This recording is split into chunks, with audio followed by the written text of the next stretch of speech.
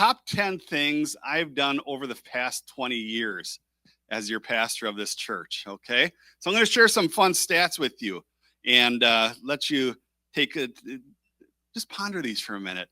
Number 10, I've brewed 20,800 cups of coffee, not including concerts. All right. So it's a rough estimate. You break down the week, you break down, how many cups, 2 cups per week and everything like that. Comes out to about 20,800 cups of coffee. Roughly 1,040 sermons have been prepared. And that's not including funerals or weddings or anything like that. Number 8, turned on and off the lights roughly 2,080 times. All right.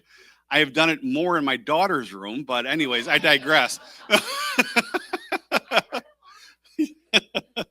All right. So 2,080 times. That's not, anyways. Prepared roughly 240 communions. Number 6, officiated 54 weddings.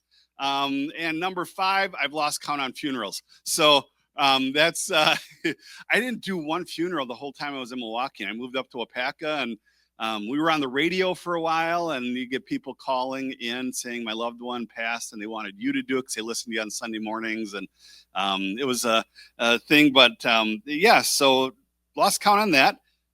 Interesting fact here, roughly 2,000 rolls of toilet paper have been replaced. So it's, can't imagine how much more in a large church. We have had roughly 43 concerts here at the church. So that started way back, even when I was starting off as youth pastor. We had different people in. Interesting fact, I threw one PowerPoint clicker against the wall during a sermon. So it was just one of those Sundays when everything was going bad. This was probably about 2009. Everything was going bad audio-wise, and the clicker just wouldn't work, so I hit that wall with it and just shattered. So I'm like, there, now we go back to the 1990s. Let's see. Number 1, 7 sump pumps have been replaced. So there you go. That's a little top 10 list there. But before we get into this, I wanted to the Assemblies of God. Let me give you a little background here. The way the Assemblies of God works. Because how many were not raised in the Assemblies of God? Okay, quite a few of you. So the United States has what's called a General Council office. Okay, that's located in Springfield, Missouri. And at noon every day, we turn to the west and we bow. No, I'm joking. But there's a General Council office. Okay, every state has what's called a District Council office. Okay, some states like Texas have 4 district councils because they're that big. And so and then each church answers to the district office. Now, when I say answer, there's 2 phases of a church in the Assemblies of God. We started off as a district council church because we were new, we were fresh, we didn't have a board, didn't have a lot of people. And so they came in and helped govern the church. Eventually, we became what's called a general council status church, where we are self-governing, we're autonomous, and all of that. So at the general council level, there's a few of the top people, and one of them sent a video greeting this morning. So we're going to play that, and then I'll come back up. Hello, Radiant Fellowship family. This is Pastor Choco here from Springfield, Missouri. And I just want to take a moment to say congratulations on 20 years of ministry. What an incredible milestone. Pastor Bob, I want to honor you today for your faithfulness, your leadership, and dedication over these 2 decades. It's amazing to see how God has sustained you and your church, and how your passion for the work of the kingdom remains strong after all these years. Radiant Fellowship, your story is truly a testimony of God's grace and faithfulness. From humble beginnings, you've grown into a vibrant church that continues to share the love of Jesus within their community. Your perseverance, your unity, and your commitment to the mission of Christ are inspiring. And as you celebrate this special anniversary, here it is, my prayer is that God will continue to pour out his blessing over you, and that the next 20 years will be filled with even greater impact for his glory. Congratulations again. Keep shining bright in advancing God's kingdom. To the board there at the church, I want you to always live in the battlefield of vision. Once you've accomplished one thing, continue to go to the next thing. I pray God's blessing upon you all. Congratulations.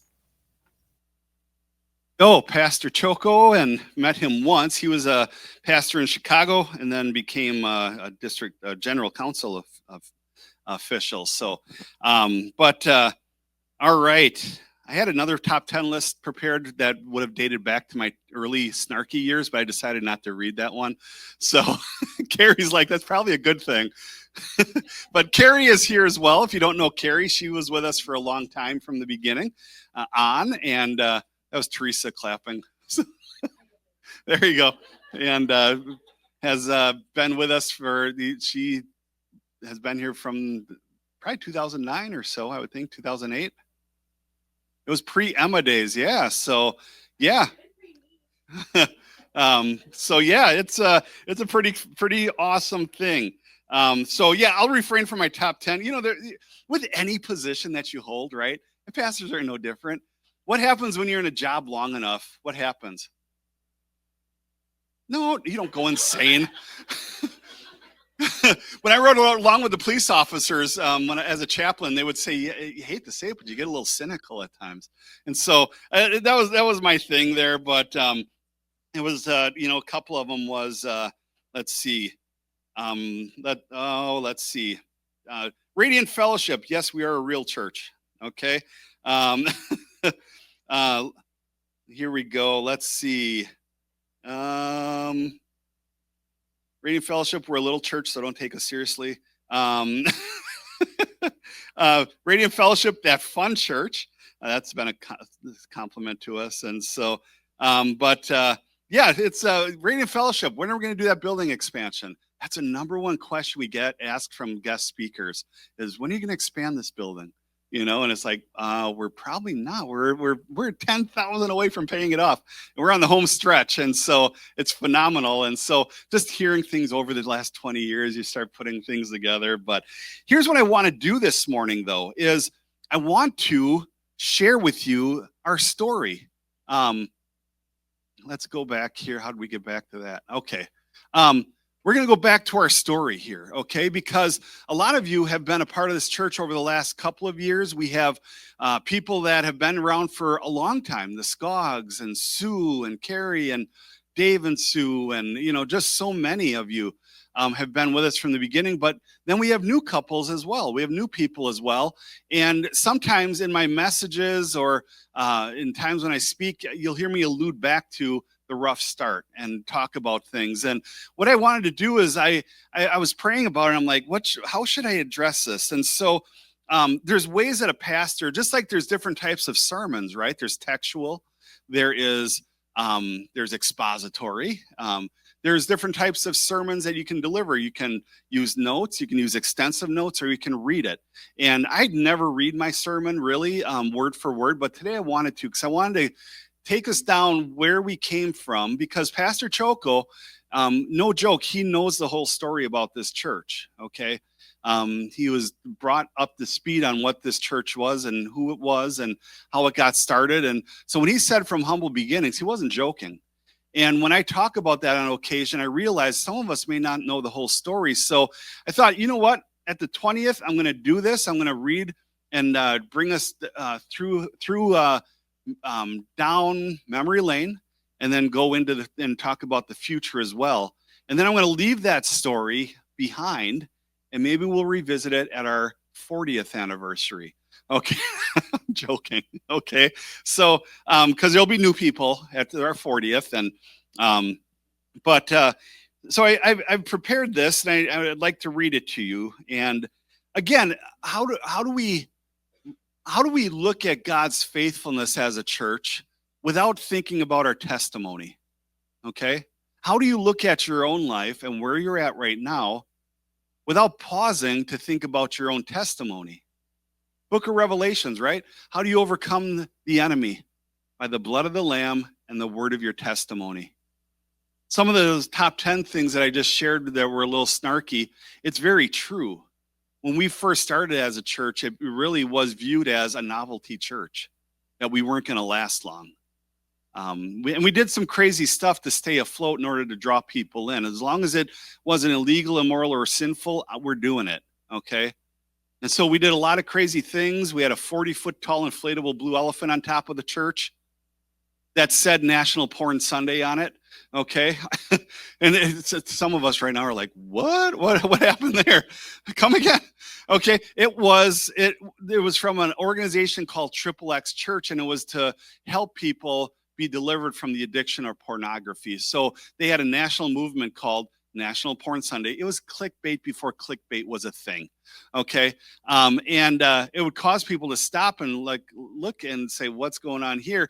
But we addressed the issue in the grip of pornography on people's lives and marriages that Sunday in church. So it was a unique way. Picture post, no, not picture post, the county post, front page, our church with a big blue elephant on it. Awesome. But we were in survival mode, and so we were doing different things and trying to reach people. So let me take you down memory lane as we look at where we've been and where we're going. With God's faithfulness, we continue to push forward. In January of 2003, I resigned from my position as the youth and associate pastor at Changing Lives Assembly of God in Milwaukee, formerly known as Bayview Assembly of God. I had served there for 8 fruitful years, during which God grew the youth group to 85 teens and 25 college students in a church of only about 60 people.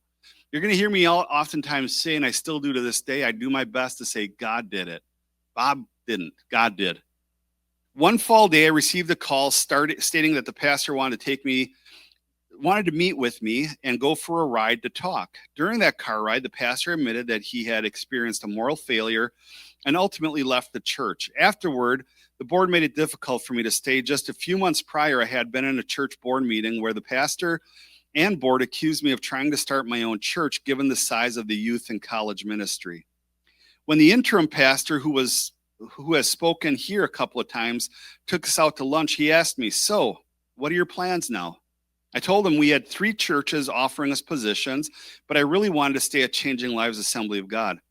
As I was telling him this at Perkins on 27th and Layton, he looked me in the eyes and said, "They don't want you here." I did not want to hear that, but coming from this man of God who has known my family for decades, I accepted it and resigned. That man was Joel Pavia, who shared at our 15th anniversary and has filled in previous times. I will never forget that my last sermon at that church had to be approved by the board, and only one board member attended the going away fellowship after that service. They weren't happy with me. And let me go into one more thing. Let me show you the rebel side of Pastor Bob. We had a young lady in our church who ended up having a baby out of wedlock, okay? Our youth group was to the point in size where we were one of the first AG youth groups in the city to actually have to have a nursery program for our youth group. Okay, let that sink in for a little bit on how much God was bringing people in. But we had one girl that grew up in the church, and the pastor on that Sunday had her stand up and point her out and said, the women's ministry will not be celebrating this child that she's going to have. There will be no baby shower. There will be none of this going on. And I'm sitting there as a youth pastor just thinking, okay, I'm blue collar. Remember that, okay? Blue collar guy, okay? I would have given a salute and walked out of the church at that point, okay? It just would have been the case if I was her. I sat back, I'm like, how in the world can you do this? Come to find out, going through his own storm, all of this happened. And so my last Sunday, I paused during my sermon, and I had this young lady come up with her baby, and we dedicated him on the last Sunday I was there. See ya! It was amazing. It was awesome. And that's a story that family never forgets. In fact, when I see this kid nowadays, he's 20, 21 years old, a little older, and I'm like, I remember you. Last time I saw you, you were like this. And so after 3 churches offered us positions, Tracy and I ultimately accepted the youth pastor role here at Radiant Fellowship, where the youth group had only 5 teens. After a couple of months of outreach at the old armory, hosting dodgeball and basketball tournaments, along with Halo LAN parties, you guys can Google what a LAN party is, God grew the group up to 75 attending our events. We even held a Christian hip hop concert in the old armory, which is now the police department, which drew in many people. Again, we wanted to grow this youth group. I did things now as a school board member. I'd be like, that's probably not okay. We'd show up at school, Tracy and I, with my Honda Element stacked full of Mountain Dew and flyers. And when kids were coming out of school, we're handing out Mountain Dews to everybody with flyers to our youth events. That didn't go over so well, but we kept doing it. Easier to ask for forgiveness and permission. That's been my life motto. Things were hard for Tracy and me during our youth pastor days here at Radiant Fellowship. The children's pastor was always offered a hotel room on the weekends for him and his family to stay as they drove in from out of town in those early days for the first few months. Tracy and I drove up from Milwaukee on Sunday mornings and stuck around for the evening youth group each week. We did this for months. No one offered us their home to relax in between services. So there we were many times when Tracy and I would be sitting in our little Suzuki Swift, the size of a Geo Metro, maybe a little smaller, in the Ramada parking lot and taking a nap, read, etc., until the youth group began that evening. That was until my cousin Max and Renee, who are here, heard what we were doing and going through and offered us their cabin on the weekends at Spencer Lake. This was such a blessing until we bought our own house. Everything seemed to be going well, and Tracy and I were starting to walk upright again after being hurt by the leadership at the old church. I began to experience a new dynamic of church politics as the founding pastor of this church was a district official within the Assemblies of God. Again, remember the chain of command: district, Wisconsin, the state, general. Okay, was the founding pastor of this church and was a district official within the AG. By virtue of working under him, I began to make many pastor friends whom I had not known before. Things seemed to be going really well, and it was a joy to serve under such a great man who taught me so much during our time together. Even though things eventually got rough, I still think he has awesome leadership abilities. I remember my first Sunday with Radiant Fellowship. The leadership at the time had their eyes on the property where we're currently meeting. However, our first Sunday at Radiant Fellowship was actually held in the Coppola room at the Ramada. Something about us and the Ramada. I don't know. But upon walking in, I was asked to lead worship, accompanied by the Slats, who drove in from Green Bay to play instruments. I was taken back a bit by this request, but after leading worship at the old church Milwaukee, it was not unfamiliar to me. We had been in this new role for about a year and a half when Tracy and I braced for another political storm. The founding pastor was caught in a legal and moral issue. I really learned to dislike phone calls where the pastor or assistant would say, "Pastor is going to pick you up and go for a car ride." Oh, to this day, my left eye starts. Once again, this was the case. I was informed of the situation and told that he would be stepping back per the recommendations of the Assembly of God District Council. At a leadership meeting thereafter, I was appointed the interim pastor. This was difficult because from my experience in Milwaukee, I'd learned that when a church appoints an interim speaker or an interim pastor, what they really mean is they want someone just to preach on Sunday and not make any decisions. When I decided to change the bulletin, you would have thought the earth stood still. The staff at this church, which consisted of a kids pastor and the former pastor, laid into me about this decision. Shortly after that, the pastor was removed altogether by the district council's decision. The following week, a letter went out to the church from the pastor on official church letterhead explaining what had happened. It stated, "Your youth interim pastor has removed me permanently from this church." This, of course, cast a shadow over the church, and people believed the statement, which left me scratching my head. I thought, if that statement were true, then let it be known I must be the world's most powerful youth pastor this denomination has ever seen. The conversation about me becoming the pastor of the church began in early July. At the time, I was hurt, bitter, and ready to walk away from ministry altogether. However, my friend, who was then the acting Assembly of God district superintendent, kept pursuing me, and I ultimately agreed to pastor this church. In this picture, this would have been the man here, Arden Adamson. He's the guy that was the head honcho for the Assemblies of God, in which, when he asked me to pastor this church, I told him that stuff that the superintendent shouldn't be told if you don't want to lose your credentials. But I was hurt, I was broken, and all of these things. And so Arden's little response was, "Well, just go pray about it, you know?" And so, again, another guy that's known my family, my uncle, and everything for years. And so, on the first Sunday The conversation about me becoming the pastor of this church began in early July, as I mentioned. On the first Sunday of August in 2005, I was going to be introduced as the new pastor of Radiant Fellowship. Admittedly, I was not thrilled with the person who was going to introduce me. He was a close friend of the pastor I served under in Milwaukee and had been there the Sunday that pastor was relieved of his duties. However, that Sunday, the person introducing me arrived late, walked up to the podium, and said, "My name is, I am here to introduce you to your new pastor, Bob Adams." As soon as he finished, he left the podium and walked out the back door in a room with 8 people and a mortgage. That Sunday marked the first Sunday here. There was no welcome reception, no cards, nothing. I took Tracy out for lunch and at the, what was the name of the place in King? Northern Trail? Yeah, the Northern Trail Inn. We ate there a lot when we lived out of our little Suzuki Swift. I took Tracy out for lunch and submitted the receipt for reimbursement. During this time, our founding team decided to restart the church. Some of the AG folks who attended this church, including a few credential ministers, decided to leave under the pretense God is leading them elsewhere and it has nothing to do with what took place. Of course, I could see right through that. Things were rough enough that Tracy and I did not attend state Assembly of God events for a couple of years because of the comments we received from other ministers who assumed we had forced the former pastor out. Interestingly enough, when Tracy and I moved here, the house we bought, where we still live, was next door to pastor of First Assembly of God. They, of course, welcomed us with open arms. Bob and Linda Bond were the best neighbors anyone could ask for. After a couple of years, I asked,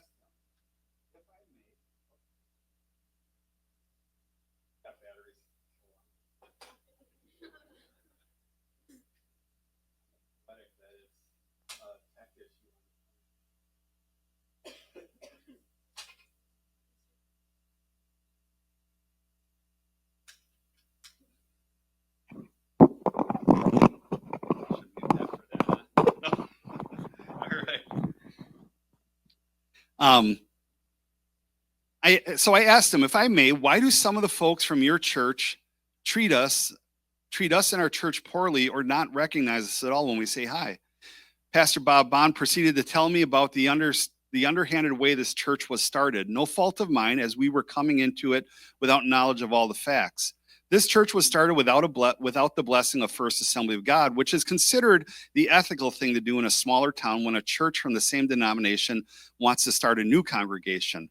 I told Bob and Linda that Tracy and I love them and their church, and we are saddened by this news. In fact, Bob's wife, Linda, is a distant relative of mine. That's when I came up with the idea that we swap pulpits on a Sunday.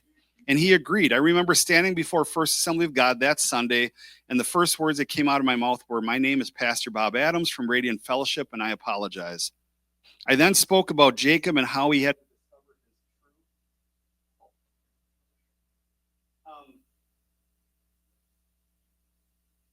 true. The batteries are in the back.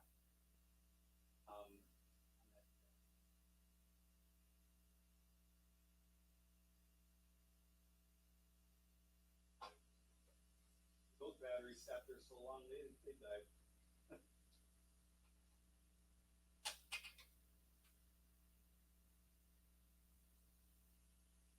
Said, "Oh, Brian's playing tricks on you." Yeah. You give it up for my wife.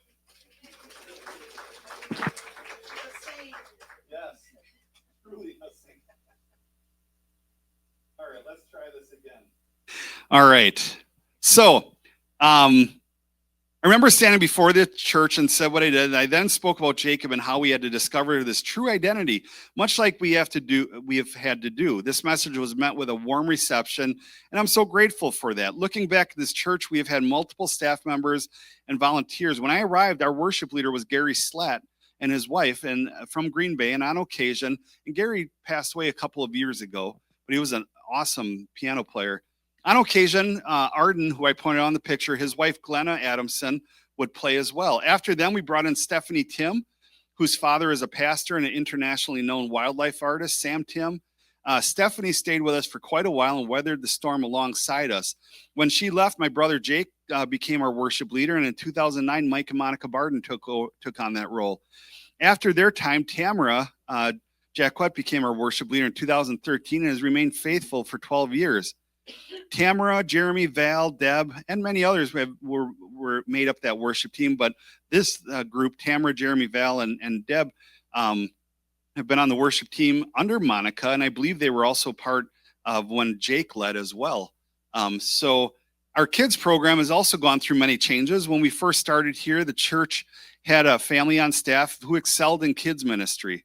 Their tenure ended after my first Sunday as the new pastor. The situation escalated when the former kids pastor called me shouting about the previous pastor, and his wife yelled at me in that aisle in front of the congregation. That same Sunday, we had a guest speaker, missionary, who was active with Focus on the Family, who advised me before the service even began that I need to replace the kids pastor based on their conversation that they had in the big kids church room. After that, my brother led the kids program for a while. Teresa Skog took over for many years, and we were very grateful for her leadership. We've had a few other kids pastors, but they were only here for a season. One left because of different reasons, and others job changes, and it just didn't work out until my wife Tracy stepped in to lead. So this church has experienced worship teams that have filled this entire stage, and times when our kids' church was full, as well as seasons when both groups were smaller. Nonetheless, God has always provided people for these programs. Some of you remember when this church was full, and others recall times when it was not quite so full. We have faced challenging moments when people have left, or when a ministry leader was asked to step down, which inevitably led to departure of those who loved them. I understand this reaction, as they may not know the entire story and see it through their own lens. Sometimes church decline can happen because I've made a poor decision, especially in my younger years. When you take a youth pastor of 9 years and thrust them into the role of lead pastor amid such turmoil, it's all new and mistakes are made. I'm grateful that I had the opportunity to attend many conferences and teachings, which helped me learn how to be a lead pastor. At one point, we were operating on a weekly budget of $1,800, and I had no choice but to keep that amount in front of everyone because we had a staff worship leader and others. So during those times, I became like a Christian radio station during a radio-a-thon, constantly asking for money. As a result, people got upset and left. I remember one family in the early days who met with me and said, "We are leaving, and our last giving will be in 2 months, and if this church doesn't make it after that, then it's not meant to be." Right in my own living room, that was the conversation. Bold words from a couple, especially considering the husband wasn't even there, and so sent his wife in to do the dirty work. So seeing the church grow over the years has been amazing. Watching it shrink has been difficult, but this cycle has repeated itself time and time again, as it does for most churches. Yet we have weathered some of the toughest storms together, including COVID. During that time, I would have what I would classify as panic attacks trying to pastor a small church through such uncertainty, all while facing numerous health struggles, and it was the years of multiple surgeries. So I'm thankful to God that He blessed us with knowledge and technology, allowing us to start streaming our services in 2009. By the time 2020 rolled around, we were able to refine what we were doing and make it even better. That was an interesting period in our church's history. Never before had we held services in the parking lot using an FM modulator. As odd as that was, it was also kind of fun too. Nonetheless, it was also a very ugly time in our nation's history as people were drawing hard political lines, and we felt the effects of that here with people leaving. I remember one person actually texting me saying, "I need to know, who did you vote for? That will decide if I stay or leave your church." This is somebody that was with us for quite a few years. Let me just say that through all of these years, it's been hard. It has been hard not to get down on myself and wonder if people still view Radiant Fellowship as perhaps a little upstart church. I know for a fact that was the case early on, but although it still sits in the back of my mind, I know it is no longer true. I know God has placed His church here, and I have just as much passion for it now as I did in those early years. I know those of us who called Radiant Fellowship our home church have a passion to see it succeed, but more importantly, to reach people and enjoy fellowship with one another. I will admit that being part of a smaller church like Radiant Fellowship takes tenacity, and each of you being here has that attribute. I'm not going to lie, when I first started here, I had grandiose dreams of us being in a bigger building at this point. Tracy and I, we turned down a lot of different job offers from other churches because we believe in this place. And so I was full of personal ambition to have a larger church. When people began leaving for a plethora of reasons, at one point I said to myself, I don't blame them. It's a tough go in those first few years. It was very difficult. However, I have also said if people would stick around and help beyond attending, but giving of their time, resources, we would get to the place a larger church might be. The reason bigger churches are bigger is that people stick around and they help and they give, and most importantly, they pray for their church and leadership. In a disposable society, it is easy to bail on a small church and move on to something else. Sometimes you get the ones that talk about heading up ministries, events, and everything, and won't do it in a smaller church, but when they move on, then they start kicking in. So back to my sentiments about a smaller church. It would be great to see more growth. At one point, we had both a Saturday night and Sunday morning service. That was difficult, though, when you're dealing with all volunteers. It was very generous of what our volunteers gave during that time to make that happen. But growing our one service even more would be such a wonderful thing. A question that circulates in almost every church is, what is the pastor going to do to grow the church?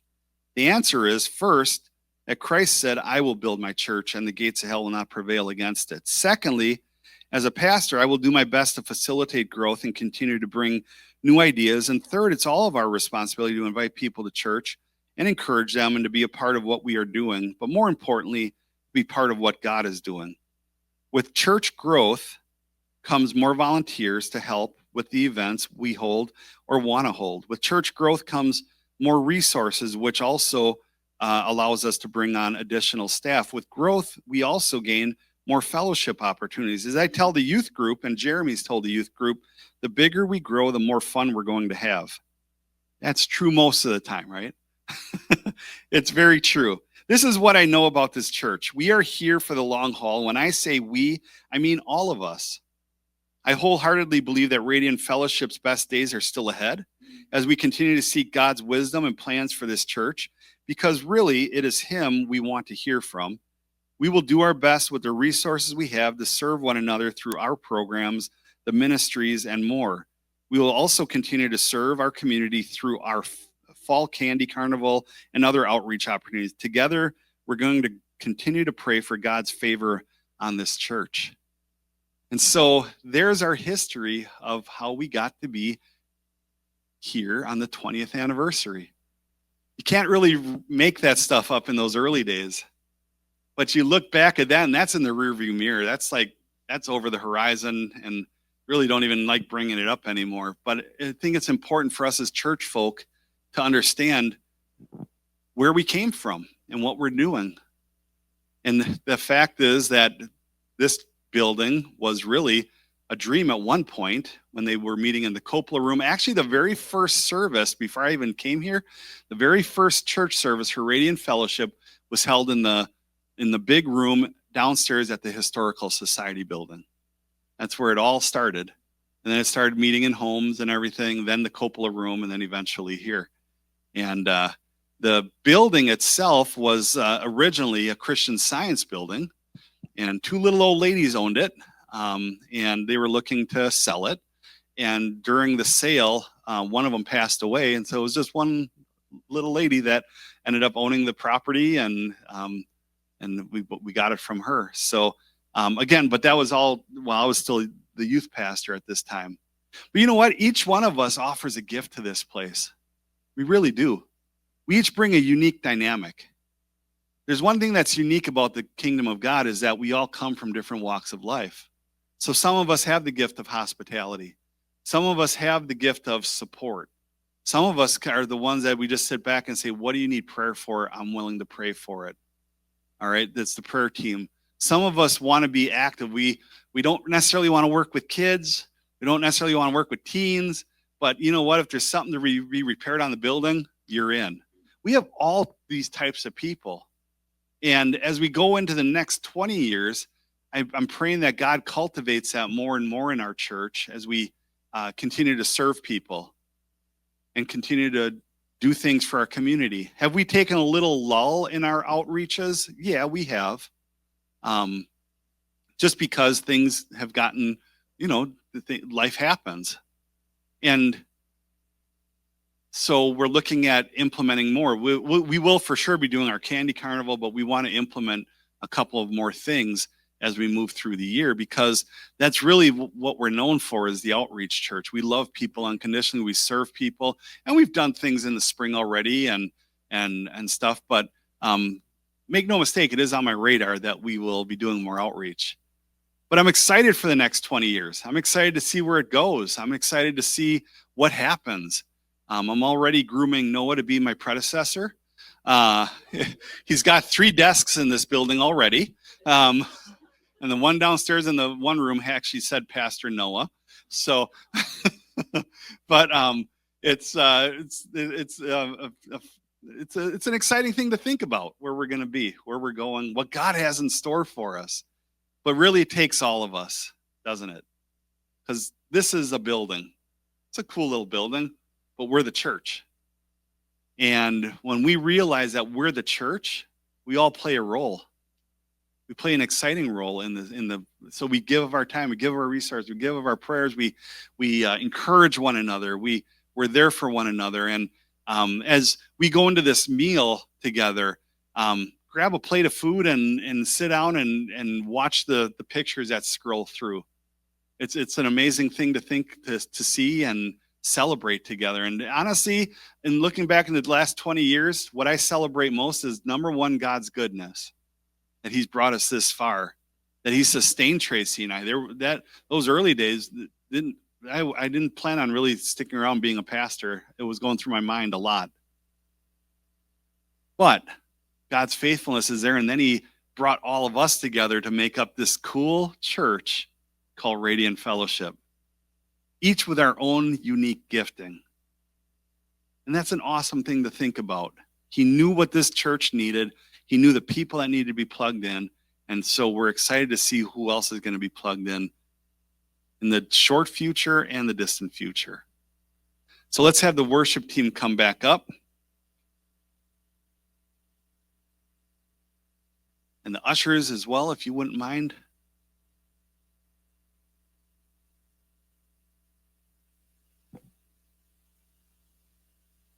She's going to be closing with "Great is Thy Faithfulness." I thought that's such an appropriate song. But actually, I thought about a different hymn too, as "Onward Christian Soldiers." That's a good one too. But we're so thankful for each of you. Tracy and I, you knew us back when, in that picture, Tracy was 24. I was 84. No, I'm joking. I was 30. And we were new. We just got married a couple of years before that in Milwaukee, and all of a sudden we find ourselves up here in a city where we just came as a kid to Spencer Lake or the Royal Ranger campgrounds, and we were navigating life, and we began making friends, and it was a fantastic thing. So we've come a long ways, and we appreciate each of you and your friendship through the years. So, Lord.